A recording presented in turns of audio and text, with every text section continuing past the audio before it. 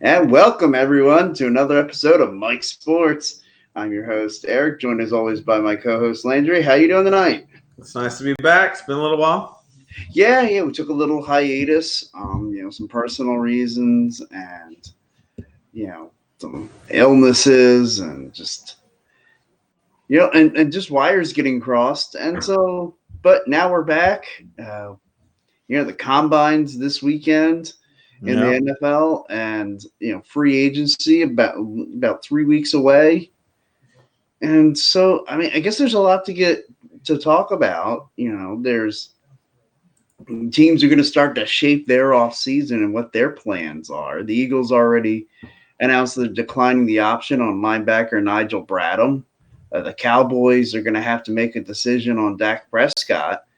And if not Dak, then who is their next quarterback? And if you're a team looking for a free agent quarterback, there are some to be had right now. Yeah. Look, I'm buying – people think I'm crazy, but I decided just to buy a bunch of goats. Just in case the goat comes. So, look. I know I've made my opinion pretty well known. I believe that somehow, this is all posturing. Remember back in the day, Orlando Pace, when he offensive tackle of the Rams. Orlando freaking Pace. I used to play with Orlando Pace, my friends, on Game Breaker in 1994 on the Sony PlayStation. I used to use him as the offensive lineman to get my sacks with, or the defensive lineman to get my sacks with. So he used the Texans as leverage to basically make the Rams pony up and really pay him. I wonder if we're going to see something like that from Tom Brady, if he will use a team like the Raiders who have been seen courting him. Well, they can't really, do anything, but he's been in areas where they've been around, and people can say, okay, they're not allowed to talk and they're not allowed to negotiate any kind of contracts, but that somehow word's getting around. Somebody talks to somebody and it's like they bring it back to Tom Brady, and it's, they start talking about, hey, man, we're willing to pay you a ton. He's getting feelers. Yeah, what's your opinion? You think this guy is no matter what, even if I get other offers, I'm going to stay with the New England Patriots whether they know it or not? Or do you think it's more of the New England's fill things out, see what you think. Oh, if another team takes you, I guess it's that time. I just don't have a lot of belief that Bill Belichick believes in rebuilding. I think Bill Belichick is, I want to retire the next probably 5 years. I want to have as well of an old machine now. I don't care about later. So yeah, and that's why, and I think Tom Brady's looking at it. He's at the end of his career. He wants to, go out on top, so to speak. I think it's going to be one of the things. They're going to find a happy medium here. Tom Brady's going to end up staying in New England. In my heart, that's what I believe. Look, I know at his age, who the hell wants to make a change at this point? Right. Look, they all did it, but if anybody heeded advice, listen to what Joe Montana said. Stay there. Yeah. And that's from Joe Montana, who went to the Chiefs and had success. Different. They had their next quarterback already in Steve Young. And just again, Brett Favre, when he left, they had Aaron Rodgers ready to go. A lot of quarterbacks. Hey, look, go back in the day when the Baltimore Colts traded Johnny Unitas, and he didn't end his career with the Colts. So many greats that you would know, like Emmitt Smith. He didn't end his career with the Cowboys. He ended it with the Cardinals. Right. It's not unusual to see guys, make a change early, or late in their careers. But, man, I just got to believe that there's one exception. It's got to be Tom Brady, right? Right. My personal belief, Tom Brady is not leaving the Patriots. That's my personal belief. Too. However, my personal beliefs have been wrong many a time. In kindergarten one time, I took a pin, and I didn't think the kid would care, and he cared. Look, I've been wrong many a time. So – the way I look at it is, I think Tom Brady is. I can't try to do this. Try to visually picture Tom Brady wearing another uniform, and it just doesn't feel right. Right. It doesn't feel right. And if I feel that way, how do you think the guy who actually wears it feels? Oh yeah, You know what I mean? Yeah. Look, I believe. I think Tom Brady wants to retire a Patriot, and I think Right. Kraft and him just need to get honest with each other, and Kraft just needs to say, hey, look, Bill Belichick will still be here if you do want to retire in the next 3 years, probably. He'll probably be here for another 2 after you or something. Right. And Robert Kraft's going, we have to find some happy medium between all of us here. Like, Tom, if you're not looking so good, we don't want you to go to the team, but we're not going to hold on to you if we can't win either. So Right. it's one of those, like, either hang it up with us or we have no choice but to let you test free agency. And if we get the right thing, see ya, you know. Yeah, and look, Tom wants to see the Patriots willing to pony up and get him some weapons. He feels like, over the course of his career, he took less money than he needed. Yeah. He left money on the table because he wanted to win. He wanted to win championships. He figured, between him and his wife, they have more money than they could spend in 10 lifetimes. And so what did it matter if he got a few more dollars if it meant that he got to win, he got to compete for more championships and go down as the greatest quarterback of all time. Well, look, and it's all about your value, right? So let's take sure. Tony Soprano and The Sopranos. Mm-hmm. I mean, I don't really know a lot about this show. Okay, I'm lying. It's like my favorite show ever. But what I was going to say is Tony Soprano, when he did season 1 of The Sopranos, he got paid $600,000 an episode. Okay? Yeah. He didn't want to do season 2. He wanted to renegotiate his contract because he felt the success of the show was starting to bloom, right? So he told them he wanted $1.2 million per episode. And those who don't know, there are 72 episodes of Sopranos. Do the math. Made him a rich mofo. What were they going to do? Start the show over? So what I'm saying is Brady doesn't have leverage like a Tony Soprano when he negotiated early in the success of The Sopranos. Tom Brady's trying to negotiate on the back end. So let's say we were in season 10 of Sopranos, and this show's been going on for a while, and we're all kind of burnt out. Well, at some point, killing off Tony Soprano in like season 8 or 9 would seem like, it seems like the thing to do at some point, right? I think Brady's kind of in that position where it's kind of like, look, dude, it's like season 20. So we're kind of like long-winded. A change isn't the worst thing that could probably happen to us at this point. And Bill Belichick is already probably singing in Kraft's ear. So I don't think Brady has the leverage that he thinks he has. I do think he should get more money than he was getting before. But I say, dude, if you want to be a Patriot and you want to get another Super Bowl and you want to get Super Bowl as a Patriot and you want to retire as a Patriot, ask for a little more, nothing crazy. Stick with the team you got and finish your career out. That's what I would do. Yeah. Like, Tom Brady's wife is worth 106. She's worth more than Tom Brady is. I know. What exactly are you fighting for anymore? She is worth $150 million. You're worth $120 million. You have a combined $270 million total with each other. You got one of the most beautiful, richest wives on earth. It's like, dude, who gives a F? Like, I'd say, you know what? I'd be like, when Trump took the presidency and said, I'll take $1 in salary, because you have to take something. But he's like, I don't need the rest of the money. Fine, Tom Brady, I'm sitting there going, give me $1 million. Use the rest. Let's go get a Super Bowl again. Like, I mean, F it. Like, seriously, F it, man. Well, now, I mean, if he did something like that, that would be, the Players Association would step in and like, yo, Tom, you can't mess this up for. Okay. Then if I'm Tom, I'm going to look on number 12. Give me $12 million for the year. Yeah.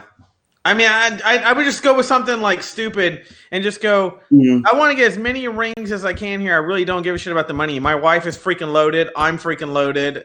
My life's set. Who cares? Yeah. It's about how many rings I walk away as my legacy.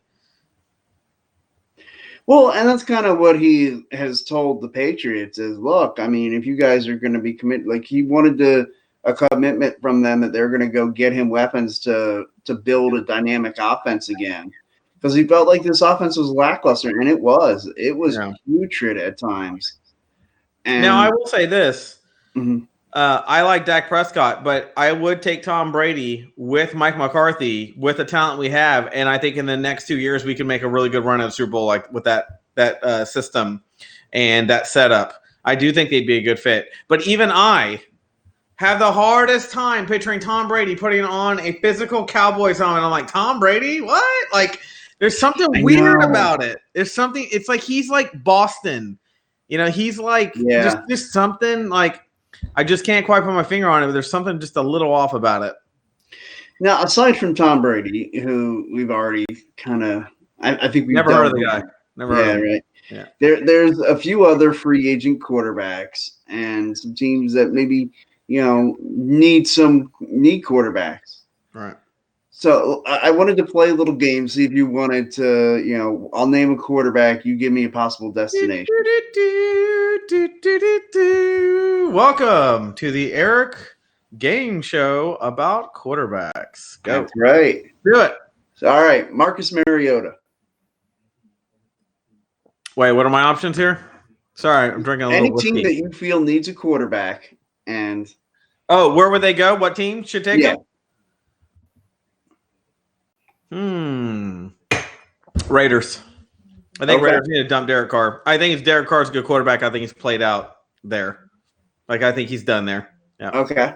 And the way his contract's structured, they can get out from underneath it very easily. That's Yep. why it's not a big stretch to play. Yeah, they basically said we're going to pay all the players about $100,000. We're going to give John Gruden all the rest of the money to be a coach forever. Yeah, pretty much. It seems like that's the deal. And John Gruden loves his veteran quarterbacks. Like, how many times did he get guys like Jake Plummer and Dustin Plummer retired? Yeah. And Jake the Snake Plummer from Arizona State in my college days. Right. Yeah. Well, the rumor is that the Raiders are making the biggest push to get Tom Brady. Yeah. So now Tom Brady in Las Vegas with Giselle. Giselle's kind of crazy. I can see her dumping down on the casinos. That girl could walk in with a clean $10 million cash. And lose it all there, and she could lose it all and not give an F because she's so damn rich. Yeah, it's just she's crazy. Probably at home telling Tom, "Hey Tom, whatever they don't give you in salary, I'll pay you out of my paychecks." Because she's so damn rich. And Tom's going, "Thanks, babe." No, okay. So Mariota, yeah, I think I could see Mariota. Maybe Tampa Bay. He'd make a good replacement for getting Jameis Winston out of there. Okay, who got next? Well, hey, that was my next one, Jameis Winston. I see Jameis Winston. If I had to pick a place that I think is the best fit from him, I'm gonna go with Kentucky Fried Chicken because the dude loves some chicken fingers. Honestly, dude, if I'm any team, I don't want Jameis Winston. I'm sorry. Okay. I said he was a bust when he was drafted. I didn't think we're on the same page on that one. I didn't think he was good at Florida State. In fact, I think you're the one I told that he was a bust. I'm just not on the Jameis Winston. I watched his documentary or whatever. I don't find the dude that smart personally. I just don't. Well, okay. Well, that gets us to the next guy who I thought was going to be a big bust when he came out of college. Who? Cam Newton. Cam Newton might actually be a good replacement for Jameis Winston. But there are other teams. The Raiders, Cam Newton might not be a bad Raider. Yeah. He might not be a bad Raider. That's the big thing we're going to get to is that the Raiders are a team in need of a quarterback. Yeah. And they could go they got the money way of the draft, or they have the money, like you said. I think they make a lot of sense to make a big splash in free agency. They want to make an impact going into Vegas. I think they sign one of these quarterbacks. I still don't think it's Tom Brady. If I had to choose between those two, I would say Cam Newton to the Raiders and Mariota to Tampa Bay. Mariota is more of a hot weather guy, comes from a Hawaiian climate. Like, that's his style, what he's used to playing in. And although Las Vegas is hot and whatnot, they're going to be a dome team essentially when the stadium's done. Yeah. So the weather is not important. So Tampa Bay to me is a better fit for Mariota. Okay. Staying on the quarterback conversation, do you think Phillip Rivers ends up staying with the Los Angeles Chargers? No, I don't, and I think he would make a great Cowboy if Dak Prescott doesn't like his numbers. And for the record, I've said all along Dak Prescott should be paid $32 million, not below and not above. I'm a $32 million in and out with him. To me, if he doesn't like it, as a Cowboy fan, I'm ready to move on. That's me. Okay. So, and let's talk about it. If Dak Prescott were to not stay in Dallas, where do you think he could end up? Dak Prescott would, to me, make a good Tampa Bay quarterback. I already, we'd already discussed that one time about, if he's not going to go there. I said, well, he can always go to Tampa Bay or something. I always knew Winston wasn't going to work. Winston was never Yeah. Once they changed coaches and still did poorly, I was like, that's over with over there. And then Bruce Arians right away was just like this. And the finger licking thing, dude. Like I've Yeah. never like after that. I'm like, your character's shot. So I can see Dak Prescott going there. I can see Phillip Rivers going to the Cowboys. I think Phillip Rivers would have always made, and I used to always be envious of him a little bit. I always wanted him to be a Cowboys quarterback. I like Phillip Rivers a lot. I think had he been in the right system with the right kind of ownership and whatnot, I do think he would have a Super Bowl. I kind of think so too, and I think Rivers would make a lot of sense if Dallas wanted to go with that short-term guy as a bridge quarterback. Even if you again tried to, go with like a mid-round pick and draft a quarterback and use Rivers as like a 1 to 2 year guy, like I think that would make a lot of sense for the Cowboys if they're like, if they decide they're just not going to stick with Dak Prescott. Dude, have you seen Phillip Rivers and his wife? Yeah, they're one of the best couples I've ever seen. As I saw them, they were having another kid. Yeah, dude, that's what I was about to mention. They're one of the best couples I've ever seen. You can tell they're in love. I mean, despite the fact they pumped out 9 kids. I mean, I don't know. Yeah. If that ain't love, I don't know what is. Now, Terrell Owens can match that number just with different women. Well, yeah. Rivers did it with one. Rivers had that with one woman. I mean, and he looks so youthful. He looks young. He's like a happy guy. Some people meet and they're just like messed up. And I kind of look at Rivers. Well, look how good he does when he's put with a right woman. How good would Rivers be if you put him with the right team and ownership? He just is a natural guy that will give his heart to you and everything is God if he feels like he's being taken care of right. I think the Chargers always took care of him from a financial standpoint. I just think from a team standpoint, they were just never the right structure for him to succeed. Yeah, and they never had that commitment to winning, like putting the guys around them. I think LaDainian Tomlinson was a nice player. They had Sean Merritt, a nice player, but they never really had it all together. Yeah, and I don't know. There's just something about Rivers. Rivers has this like youthful style to him. His age is like irrelevant to me. I'm like, this dude has like another 5 years in the bucket, easy. Well, yeah, I mean, he's got to have all those because he's got to pay for all those college tuitions. How old is he, Phillip? River age. Ooh, he's got to be. Well, he was in the same draft class as Eli, and he's 38. He's 38. Yeah, 38. Okay, so yeah, he's got about 3 years left in him. 5 years if he plays solid. So yeah, I would think he could definitely give you 2 to 3 more years. Yeah, I think you probably get the same out of Ben Roethlisberger in Pittsburgh if he can stay healthy. Yeah, I mean, look, since we started the subject on Dak, a lot of people think, well, Jerry Jones is going to sign him no matter what, and I was like, look, I've seen Jerry Jones. Jerry Jones always takes care of his players. I'll give him that. Yeah. No matter what, he always. So do I think Dak's going to get a good contract? Yeah. Do I think Dak should get a groundbreaking contract? Absolutely not. I don't think Dak I have Dak as a number 8 quarterback in the NFL. I think you have I think you had him like 13 or something when we talked about it. I can't quite remember. Yeah, somewhere in that area. Maybe maybe a little higher than that, but okay. I'm sorry, No, I had him at number 12. You had him at 15 or something like that. So do I think he's a good quarterback? Do I think he needs to get paid? Yeah. For number 1, when you play for the Dallas Cowboys, you're already getting a cachet of cash regardless just because you're playing for the Dallas Cowboys. Right. And number 2 is you're going to get mega deals that you're not going to get elsewhere because being the Dallas Cowboys, you're going to get all kinds of freaking endorsements that are different than you'll get. Like, let's put him on the Miami Dolphins. Do I think he'd get the same amount of endorsements? Absolutely not. Oh, of course. Yeah. So playing for certain teams does give you some cachet. And the Cowboys obviously are one of them. But dude, above 32 million, I just can't justify it. I can't. I don't know what it is. I'm like, you're in tandem with the rest of the team. You're a solid quarterback. Right. I really wonder what you would be like if we sent you and traded you or did whatever to another team. What would be your success? I just don't think it'd be as good personally. Yeah. I agree with that. I think it's kind of like the Nick Foles situation where Nick Foles was so successful in Philadelphia, and then once he left, either time that he's left, he hasn't had any success at all. And I feel like it's kind of the same thing with Dak. It's like he's successful in Dallas and he's really good there. And I wonder if in the same system, if in a different system, some of his holes and the reason why he was picked in the 4th round would come to light. Yeah, I mean, who else is a free agent right now? Quarterback. Who else you got on your list? Teddy Bridgewater. Man, I feel bad for him because I feel Right? like he really does deserve to be a starter. He's good. Yeah, he was great for the Saints when Drew Brees was injured.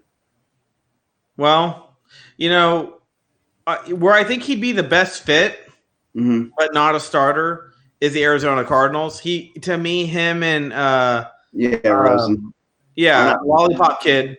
Yeah, I think they would be Kyler Murray. Yeah, just duo because they're very similar to me in build and style and whatnot. Who else?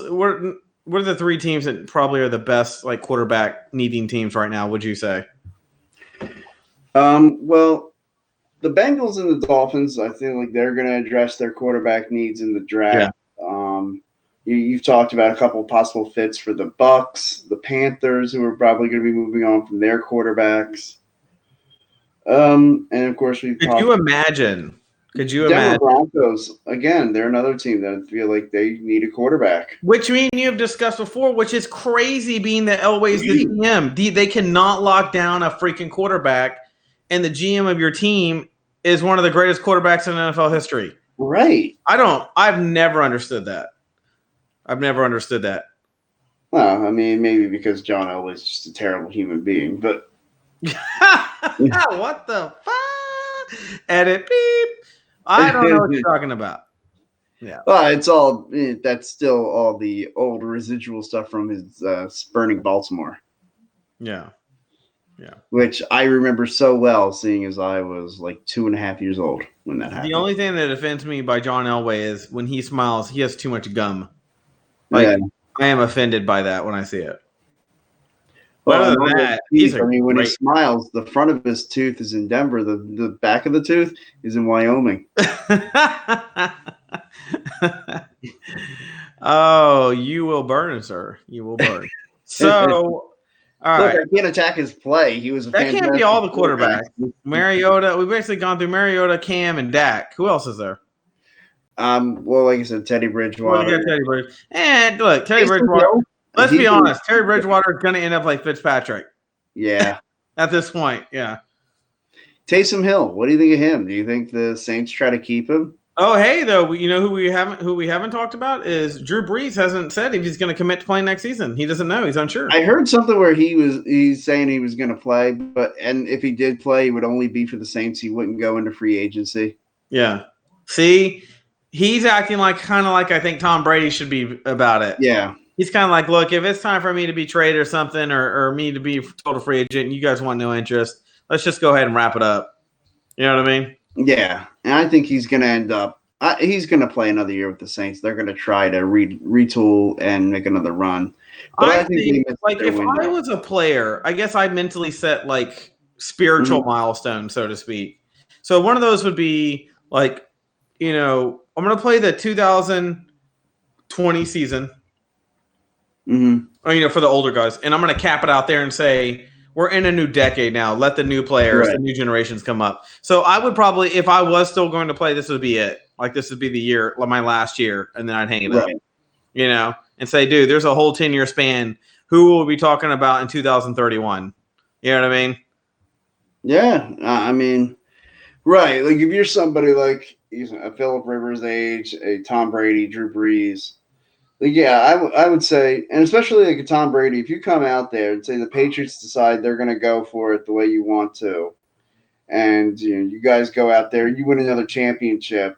I mean, it would be hard for me to say, man, why do I keep going through this every year? Yeah. Like we just won again. I can go out on top. Like I think I would retire, even though he has said, 2 more years he wants to play. And to me, I would be Brady. Yeah, that was 3. Is it 2? Is it 3? Let me see. Tom Brady. 45. He wants to play. Yeah. So I thought he was only 42. Yeah, he's only 42. So he'd have 3 more years. More years. Jeez. Yeah. I gotta just keep asking why. I know, that's what I'm saying. I'm like, dude, your wife and you have more money than God. You're both good looking. You're not injured yet. You've got championships. You have no major injuries, no major concussions. Like, Yeah. And here's the deal: if he wins another Super Bowl and doesn't retire, I will be flabbergasted. Like, to me, if you get one more, Right. it would be luck. You know, you'd be hanging on by strings. Your defense would have to carry. You'd be a little more in that Peyton Manning on the Broncos styles because you're just not as good as you used to be. So something else will have to carry you Right. in and help you through it. And, you know, to me, if you get a Super Bowl, go out on top and retire out. I thought he was going to do that after the Atlanta game. I was real surprised when he didn't.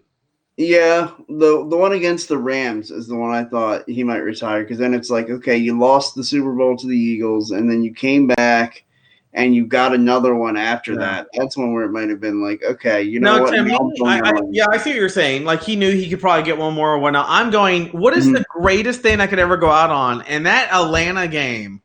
If he would have retired, we'd all be saying this for the rest of our life. Can you imagine if he would have played a couple more games? If he would have done something like that again, it'd be that folklore style. Like, dude, I wonder what he could have done if he would have kept playing. Winning 2 straight. Yeah.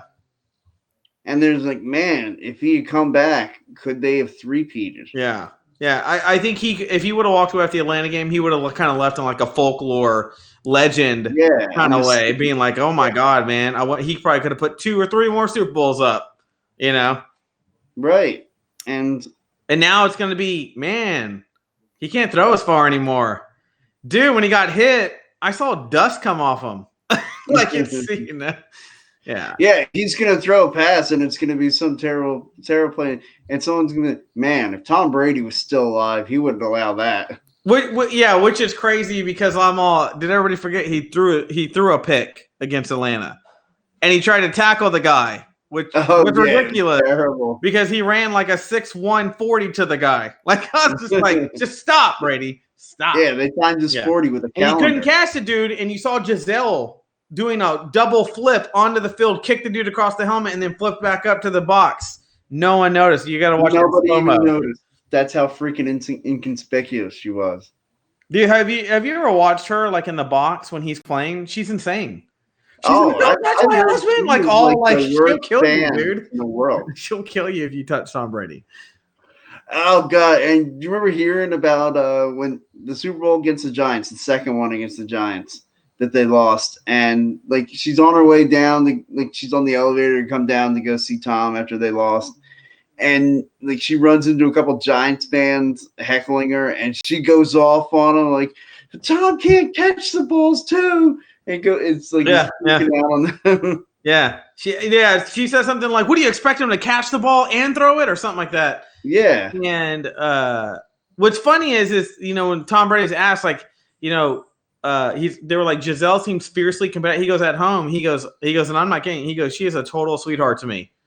He goes, but like when we separate for the day, he's like, she's like doing handstands, walking across the lawn, hitting the weights. He's like, she turns into this animal. He goes, but by the time I get home, it's let's read with the kids, let's cook dinner. He goes, it's like all the animalness goes away. He's like, so that whole, when you see her when I'm not around and she's like freaking out and you know, if you watch Tom's Life, remember that documentary he made on Facebook? Yeah, Tom versus when him Tom. and Giselle were driving together. He's right, because she's like, baby, when they're talking bad about him on the radio, you know, oh, he needs to hang it up. He likes probably getting on. She's like, Tom, don't listen to that. He's like, see, she's all sweet to him. He goes, this whole competitive thing, he goes, I don't get to witness that. That's like outside. He's like, that must be her alter ego. She takes out the anger of it or something. Like, he's like, maybe she doesn't like things I do, and she takes that on everybody else. Or he says something like that. So yeah, she used to suffer from like really deep depression. Oh wow. Yeah. So, and I'm kind of like, wow, who would think you'd ever have anything to be depressed about? Just saying. Yeah. Tell that kid in Ethiopia with a fly on his eye to call you on the phone to cheer you the fuck up. Maybe she goes to the therapist to complain about her mother. Exactly. It's always about the mom and the dad, dude. Yeah. All right. What else next subject? We're getting off subject. We're getting all therapy and Soprano-y. I know. Yeah. What are we doing here? What are we doing? Sopranos quotes. Other free agents, you know, like let's talk about guys who are becoming free agents for the Dallas Cowboys. You know, we've already talked about Dak. Byron Jones. You think the Cowboys are going to try to keep him? Me personally, no. Okay. I think they feel like freeing up the cap space with the draft. They can go get a late rounder, fill him in, groom him into place. You know, The league is. I was looking at the average age of the league. The league is becoming younger overall. Yeah, because more teams are going that route. They want to get the younger guys. They're saying, why, other than a quarterback and a few positions, why have these giant bloated contracts and we can just go get – it's kind of like the job market, right? Why keep this 6-year-old guy that's demanding $200,000 when I can go get two people for half his salary to do the same job and have an extra person at it, out of college because they're desperate to get work. That's it's kind of like the NFL's adopting the same thing that the economic world is adopting. All right, and the whole thing is, and I heard Howie Roseman talked in Philadelphia, well, at the Combine, but he was talking to the Philadelphia radio stations, and he talked about the way you construct your roster and how you build for different runs, and it all is structured around where you're at with your quarterback's contract. Like if your quarterback's on a rookie contract, you can afford to go get that expensive defensive tackle. You can go and get that expensive corner or linebacker. But when you met $600,000 and we've been paying Dak, that wasn't a lot of money. To me and you, we had a good deal going there. Man, you had me fooled when he asked us for freaking $40 million. I thought, he might want a slight bump. Maybe this dude's going to want $750,000 now instead of $600,000. No, $40 million, yo. that is an upgrade. And that's all. No matter what anybody gets, we all know Patrick Mahomes is going to break whatever anybody makes, period. Oh, yeah. Patrick Mahomes is the one that's going to go, hey, Holmgren, get ready to shave your mustache because you're going to lose hair fast when I say this number to you. Andy Reid. Anyway. Yeah, Andy Reid. Who did I say? Holmgren. The other one didn't look twin. like. My bad. His twin. Yeah.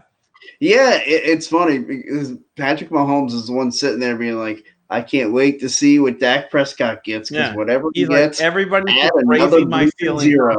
Yeah. I don't. That's a big debate. Like a lot of people are even starting to debate that strategy. Is market value what you go by a quarterback, or do you go by what you think is worth this to your team? And I think there's a debate is stirring whether the old market value should hold true all the time.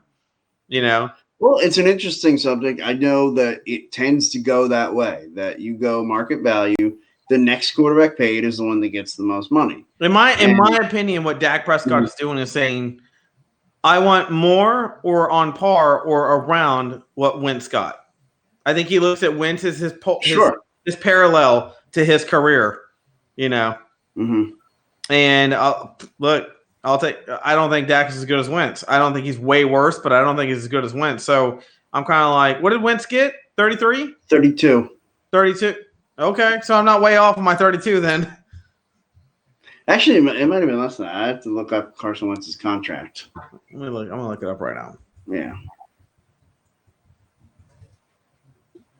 Carson Wentz.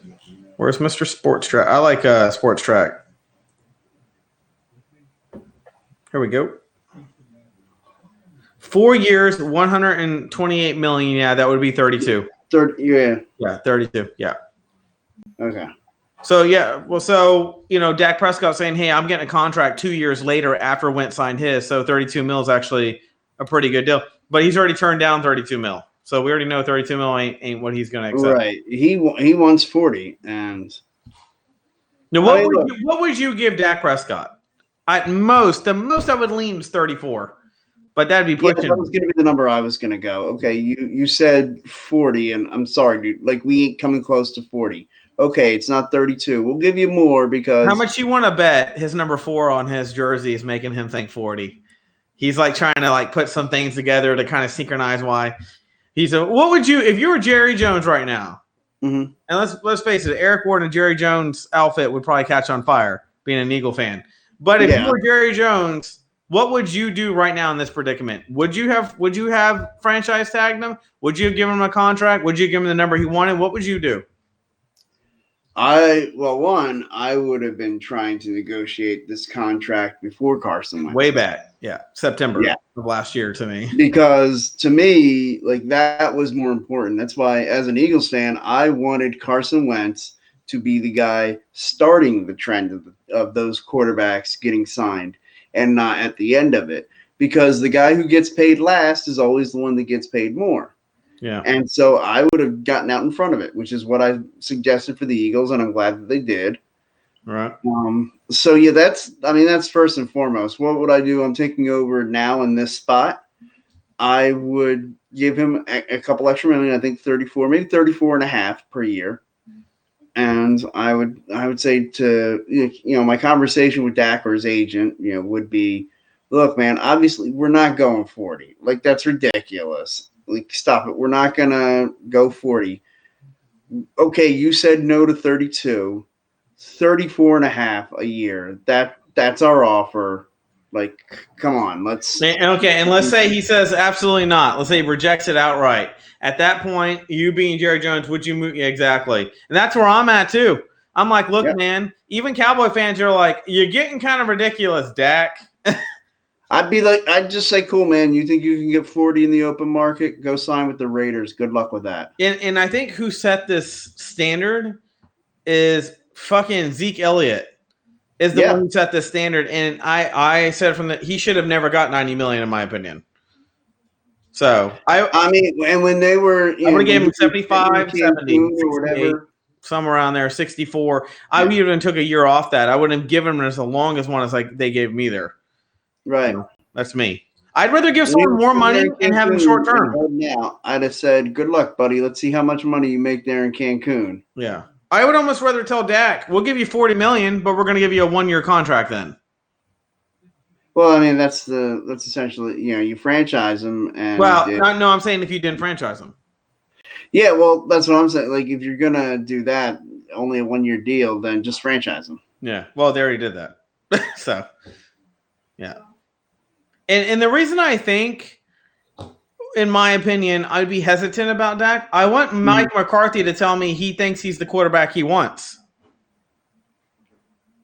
Well, I would hope that would be a conversation that's already taken place between Mike McCarthy and Jerry Jones. Right, but maybe Mark McCarthy's saying, I'd like a year with them first before I can say that fully. Yeah, you'd like to test it before and that's what I'm saying. It's try it before you buy it. Kind of like John Gruden and Derek Carr. Kind of like, look, I'm not going to cut him right away. Let's see what's there, and then I'll go from there. And if I'm a lot of coaches do that. Like Chip Kelly did that with Michael Vick when he came to Philadelphia. Well, and you know that Mike McCarthy, because he stayed the night at the Jones houses, he probably had the conversation like, okay, here's where we are with Dak. What are you thinking? What would you do if you were the coach? What would you push for with Dak? And I'm sure they heard what Mike McCarthy thought before he even got hired as a head coach. Right. And I'm sure Mike McCarthy said, yeah, great. We want to keep Dak, but we need all these other changes, X, Y, and Z, and we need the money to be able to do that. So we need Dak, but we need him at the right price. I don't know, man. I got this weird like hesitancy about Dak. I don't really, and it's come on more lately than not. I think it's funny because remember a couple of years ago when he broke onto the scene, you were like the captain of the Dak Prescott train. Or do you not see it that way? I remember you being very gung-ho for Dak Prescott. Well, ask me that question again while I'm thinking about it. Okay, so Amari Cooper. Would you? Yes, I want to keep Amari Cooper. Amari Cooper is quiet, humble, solid, and performs. Like, to me, you keep those guys. Those guys aren't showboat and whatnot. I think this is where I didn't like that we gave Zeke so much money, because I think we would be able to pay Amari Cooper what he wanted had we not gone Bazonka, on Zeke. I think Zeke should have got like $70 million. We should have pulled $20 million out of that over towards Amari and said, look, this isn't about any one player on this team. This is about keeping everybody together. And if one guy is going to try to make more than everybody else, well, we're okay with getting a couple of picks with that guy and strengthening the team that way. So that's what I would have presented. Of course, they're master negotiators. They've been doing this for the life of owning the Cowboys. So they know what they're doing. But at some point, everybody thinks they're the one who's supposed to get paid. This is where things get tough. You got a lot of superstars. You got a lot of talent and what sucks is they all, within the same 2 years, all need to get paid now. So, yeah, and that was the thing when they put it all together with the drafts and then the trade. You knew, okay, they hit on a lot of these picks, and that's great. but now they're all going to be coming due at the same time. You're going to have to pay them all. This is why I think letting go of Jason Garrett about 2 to 3 years ago would have been the right move, because you would have had a new coach with the guys before all the big contracts to try to get Super Bowl then. Now you got to start with a new coach who's got basically roughage when it comes to cap room. Of course, it's the GM really dealing with the roughage, but the coach is going to get hamstringed. The coach is going to end up getting hamstringed over this stuff. Yeah, because unfortunately, the GM's the owner, so he's not on the hot seat. Yeah. Well, I don't know. What about the Eagles, man? Like, not just free agency, but what are your expectations right now? You got Doug Peterson and Wentz getting hurt yet again during the year. Doug Peterson. Okay, come on. Don't get sensitive. Don't get sensitive, Eagle fan. Just saying. Another injury under the belt. Doug Peterson. Do you think it's that was a fluke, no big deal, we'll be right back like we were next year? Or do you think you're seeing some things in there you don't like that you'd like to see improved? Otherwise, you're going to start questioning things. Where are you at? Okay, I'll answer that in a couple different ways. One, there needs to be a youth movement in Philadelphia. Like, a lot of these injuries, like we talked about, and I'm not talking about the Carson Wentz injury because it was a fluke play on a cheap shot, and that knocked him out for the game, and he would have been fine had they played the next week. Right. So I don't really take that into the Wentz injury doesn't factor into me. I look at guys like Jason Peters who missed time, and he says he wants to come back. Doug has said he wants him back. There was an assumption in Philadelphia, and myself included, that they would not be bringing Jason Peters back. And I still think they're probably not going to, that it may have just been Doug saying the good and polite thing, saying, yeah, I would love to have Jason Peters back. He didn't say, I want him back as my starting left tackle. He could be asked later on and say, well, yeah, I just want him back, period, because he's a great guy, and, I would love to have him as a backup. But they need to get younger, because all these injuries that piled up at the wide receiver position, that's what I was going to mention. You're asking a 32-year-old to be your deep threat, and and now he's going to be 33 at the start of next year. Like, guys, and if the Cowboys can't lock down Amari Cooper, you have a possibility you could take Amari Cooper. Hey, and he's been a guy. And I would totally recommend Amari Cooper is a freaking solid competitor, man. He's been linked to Philadelphia as a guy that the Eagles will be very interested in. Yeah. And I would love it. And Byron Jones has been linked to Philadelphia because, again, they need help in that secondary. They've got 3/4 of their starting secondary. Their contracts are up. And the other one, the fourth member of that secondary, Malcolm Jenkins, has said he's not coming back to play under his current deal. So, they could have a potential to replace all four of their starting secondary. This is one of those areas where you're like, hey, for this part of the season, can I just go be a college head coach and come back when all these deals are done? Right. And then if you're a college head coach, when it comes time to recruiting and having to go to everybody's homes and stuff, you're like, can I go be NFL head, offensive coordinator right now just for a month and then come back when all is done? It's like, man, there's both those parts suck. But I think as an outsider looking at the Eagles, not being biased, my concern with you guys would be your wide receivers. Yeah. Yeah. Just being realistic. Yeah, absolutely. Between Alshon Jeffrey, who's probably not going to be ready for the first half of the season. And so, now his roster spot, you can put him on the PUP list. And so he wouldn't be eligible to come back until the second half of the season, which is about when he'd be healthy anyway. So you could do that. And then, so you can fill that roster spot. His money doesn't count against your cap then. Yeah. And so, you're fine there. You know who I would want? If someone said you can go get a receiver in the league, and whether he's under contract or not, if you just wave your wand, he's yours. I would want, and because I think he's underrated big time, and I just think he's on a team that he's just never going to get the support that he needs. He has the right quarterback, just in general. Who do you think I'd be talking about?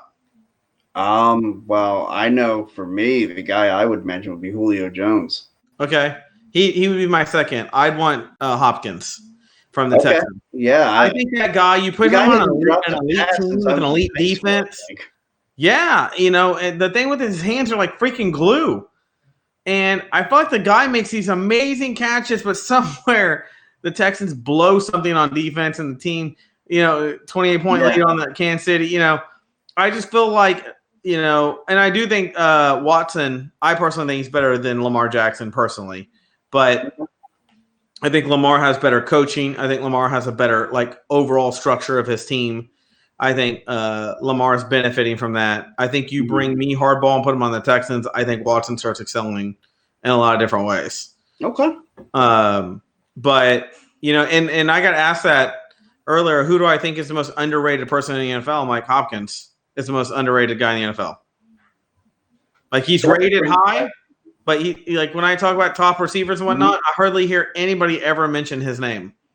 It's funny because you always go like a Julio Jones type. A lot of people love Odell Beckham, which I think it's starting to become more obvious that he's just a cancer wherever he goes. Yeah, and not only that, I think he came out of the pan hot in his first 2 years, and I think he simmered back down. I think he's overrated. I think he got a big contract, and I think once you get that big-ass contract like that or whatever, and you have all this hype and media, and you live in New York, you're looked at as better than you really are.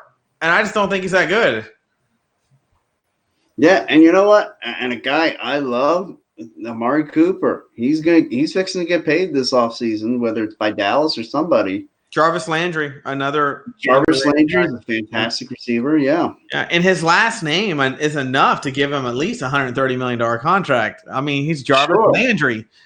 And, I mean, another great underrated player finally getting his opportunity, former U of H quarterback, now a wide receiver in the NFL, Greg Ward.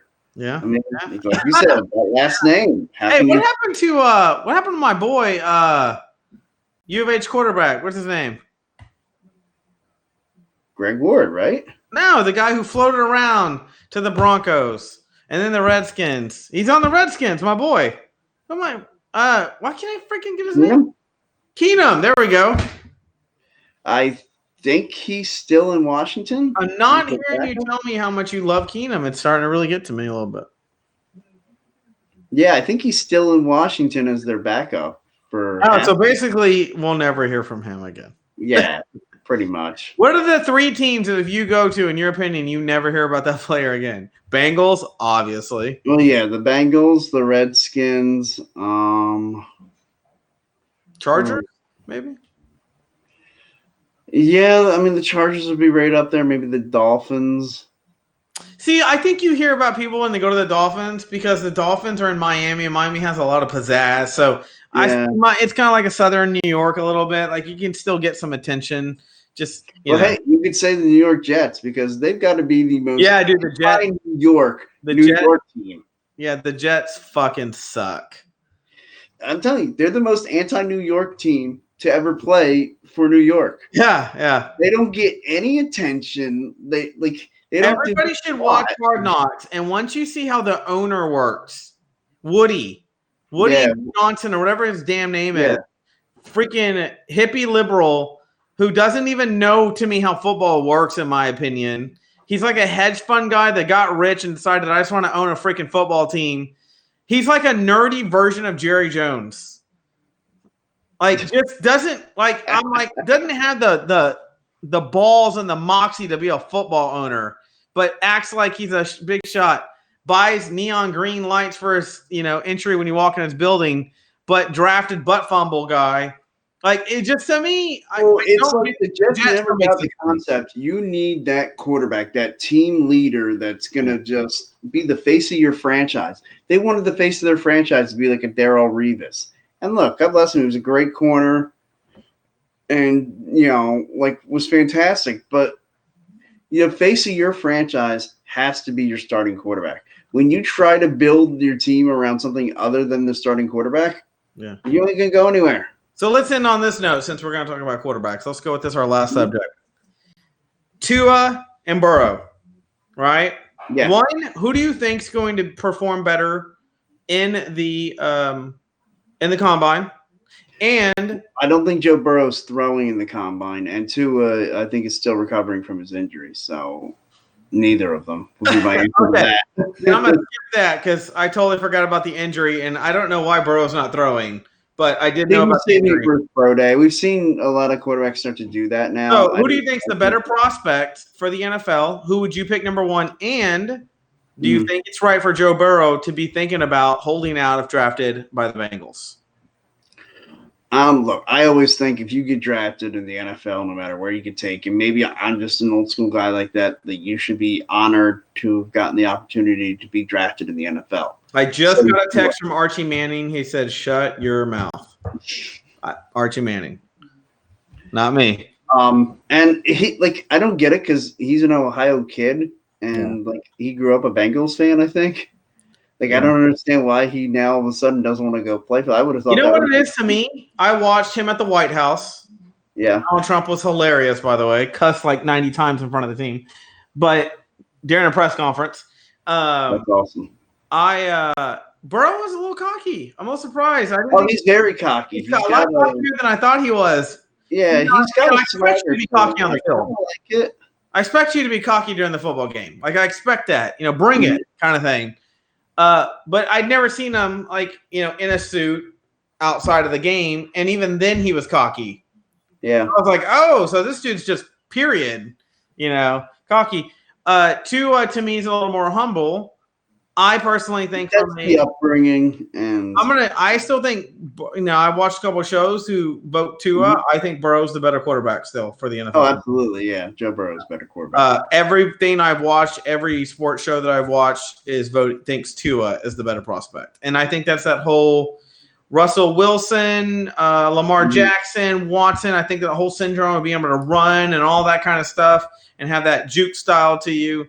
I think that's caught fire right now. I think that automatically gives people like Tua, an edge as far as prospect. But I think if it, the NFL has tried a lot of things over time. Vic was once in the NFL and doing all this stuff. We always still come back to that pocket passer at the end of the day, that protege quarterback. Yeah, you can. I mean, you try to reinvent the wheel 1,000 times. Yeah, it's still going to be. If you can sit back there, read a defense, deliver the football, you're going to have success. I agree. And that's where I think Joe Burrow, he's got the arm strength, can make every throw, has the pocket presence, just all the intangibles. He's so smart. I honestly, and you would think, having known me as growing up a sports fan, I would hate the cocky attitude. I think there's a line between being confident and cocky. And on the field, he is very confident. I think off the field, sometimes he's very cocky. Yeah. But it's just he's comfortable in the big moments. He embraces the challenges. And I think he's going to embrace the challenge of working hard in the film room, in the preparation. And if he really embraces that part of it, his talent's going to take him the rest of the way. And I agree. And look, I mean, I really have nothing to follow up to that. I definitely don't want to hear a grown man say the word cock again that many times in a freaking segment with me. But I will say that I 100% agree with you. I don't really think there's anything else to debate about Burrow. I think he's the number one pick at this point. And look, I think he's going to be eager to back up everything that he has said about him. All of his opinions. He's going to look forward to that opportunity to get out there and make good on his attitude. I think as long as, he reminds Andy Dalton not to leave any red hair around the locker room, which takes away all your powers. Red hair takes away all your powers. Yeah. I think as long as he avoids that, I think it's going to be okay. I think the whole being an Ohio boy, I actually don't think people really care about playing in their home state when it comes to the NFL. In college, I think it's a big deal. Well, okay. If you were, let's just say you played high school football, you had a chance to go play in college and then in the pros. Would you, if you had the opportunity to be drafted by the Dallas Cowboys, your favorite I prefer them. However, let's say Dallas Cowboys didn't exist. I wouldn't care about playing for the Houston Texans. I'd rather go somewhere else. Okay, and by the same mantra, I wouldn't care about playing for the Pittsburgh Steelers, being a Pennsylvania kid. But we do know you definitely want to be on the 76ers. Yeah, the 76ers. Your whole face just completely changed. Oh my God, that team! I have Let's not get into that. So frustrating to watch. Yeah, let's not get into that. So frustrating to watch. I know you got like 35 stress balls sitting under you right now. Through 3 years of the process. Oh shit! Here we go. Mediocre. Oh, that's relatively wow. That's one of the quiet outbursts you've ever had. Oh, it's so frustrating to watch that. 3 years of like this team stunk. Like, I mean, redefined what it meant to stink in the NBA, and it was all part of a process because they wanted to build, they wanted to draft, and they wanted to create an environment. Like, they would have cap room, they would have 2 or 3 stars that would be drafted here and developed, and they'd build around those stars. And damn it, if we didn't get 2 stars who apparently can't play together. Yeah. And now they're staring down the barrel of being a 6th seed in the NBA playoffs, and it's like the whole triple tank was for nothing. I am surprised by them. Like, after all they went through, I guess I thought they would just have more to offer when they were done with their whole rebuild process. Well, they went through a rebuild process that made the Cleveland Browns salivate over the way they acquired and moved assets. You're not going to hear a lot of argument. That sounds pretty bad.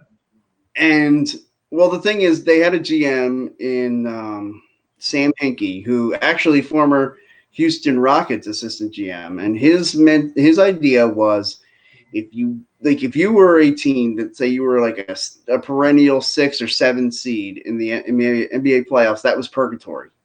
Like, it was better to stink and be a lottery team where you're drafting at the top and getting an impact player than it is to be one of those 5, 6, 7 seed teams. And you were never competing for a championship, but you didn't have the cap flexibility to go get another star. So it was better to just sell off all those and regain assets and future number 1 picks. And one thing we can say is you are not bitter at all. Well, think about it. This whole process, Sam Hinkie put together the whole thing, okay? And after like 2.5 years of the tank, basically the NBA and Adam Silver, who if I ever see you in the streets somewhere, I'm going to beat your ass. Adam Silver basically bullied the Sixers to fire him and hire the freaking Colangelos. And between Brian and forget the other. Can you point your camera down a little bit? Are there any knives, butter knives, anything around you right now? No knives. The Colangelo. And then, so they bring in Colangelo as the GM, okay? And then he can't take criticism. He creates a burner Twitter account where he credited to his wife and says it threw his wife under the bus for this when he got caught. I don't know who's doing those tweets. It must be my wife. Yeah, his wife was sending out tweets. One complimenting the way he wore his shirts with the collar flipped up because let me tell you, if there's Philadelphia will pick apart the most minute detail about you and just find a way to pick on you. And he could not stand the criticism. And so then he ends up getting fired when it comes out that him and his wife created these burner accounts. And this is all like 2 weeks before NBA free agency happens. And LeBron James was a free agent, and supposedly it was between the Lakers and the Sixers. Yeah, I remember that. Yeah, Sixers. And when he saw that mess that was going on in Philadelphia, he said, "Yeah, no thanks. I'll just go to the Lakers." So after Adam Silver pushing out the GM that put together such a great rebuild, and then Colangelo comes in and trades away all the assets. Burns him to go up and get freaking Markelle Fultz, who, by the way, like 2 years later, they had to trade because the guy freaking had the yips, forgot how to shoot a basketball, and had the balls to come out and criticize Philadelphia, who had been nothing but supportive of him, truly supportive of him throughout his injury-riddled process. And he wants to go out and rip the city of Philadelphia because, God forbid, after, burning our assets to go get him, we want to see him on the court at some point. Well, I'm going to pat myself on the back. I've been a good listener. I'm out of whiskey. So that concludes our show tonight, folks. Well, everyone, sorry that I got triggered there a little. Close us up. All right. So, everybody, I do want to mention if you're in the Philadelphia area or the surrounding area, this Saturday, the Phillyverse podcast will be having our first of, I think we're going to have 3 roundtable discussions on the state of the Eagles at Champs in Collegeville. It's in the Providence Shopping Center. If any of you guys are nearby, come out. We're trying to fill the place and get loud this Saturday at 9:30 Eastern Time. We're going to take the air. If you can't be in Philadelphia, if you can't be at the Providence Shopping Center, then make sure to join us on Phillyverse. We'll be streaming live on Facebook, YouTube. So be sure to join us. Count me in. I will be in that shopping center, mall, wherever. All right. I figure you'll be there. With my Cowboys hat, my Cowboys cape. Yeah. I'm going to pass out Dallas Cowboy condoms to Philadelphia people so they break on purpose and produce little cowboys in Philadelphia. Ooh, that's devious. Yeah, that's deep. I kind of dig it though. That's kind of cool, dude. Took a long time to come up with that one. So anyway, yeah, be sure to join us, and of course, remember our weekly shows Monday nights at 7:30 Eastern Time. We have the Football Smack Talk show with myself and Ryan. Then Tuesday nights at 8:30. You have the Philly Broadcast with Ryan and Ryan. Then Wednesday nights right here, baby, exclusively on YouTube, Mike Sports. Thursday night, you can get your wrestling fix by listening to me and Joe on the Tables, Ladders, and Chairs podcast. I love the name, by the way. I love Tables, Ladders, Chairs. That's such a freaking cool name. Yeah. Thank you. I'm just waiting for the cease and desist order from WWE, who I think still owns the trademark for that. But thankfully, they don't know about us, so it's okay. And when they do, we'll have made enough money that our lawyers can buy us another year. Exactly. See? And then we'll just think of a new name. Cool. We'll just be the Not Tables, Ladders, and Chairs podcast. No, you'll be like, you'll change it to like dinette table, lawn chair. Like, yeah. Well, yeah, folding ladders. Yeah. Or yeah, extension ladders. No, it'll be step stool. All right. Everybody, have a great night. Happy football to all. We've still got just 197 short days to go. Yep. Enjoy the XFL in the meantime. Yeah.